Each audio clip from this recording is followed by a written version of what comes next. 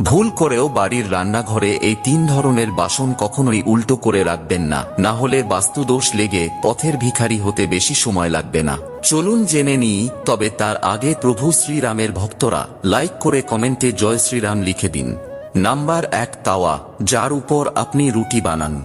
অনেক বাড়িতেই রুটি বানানোর পর এই তাওয়া বা চাটুকে উল্টো করে রেখে দেওয়া হয়, তবে জেনে নিন ঘরে পণ্যের ত্রুটি এবং দারিদ্রতা আসার এটি একটি অন্যতম বড় কারণ হয়ে দাঁড়াতে পারে। তাই সব সময় গরম তাওয়া সোজাভাবে দাঁড় করিয়েই রাখা উচিত। Number 2, pressure cooker. একটি প্রেসার কুকারকে সব সময় তার ঢাকনা বন্ধ করে কোথাও বসিয়ে অথবা ঢাকনা খোলা অবস্থায় কোথাও ঝুলিয়ে রাখাই উচিত।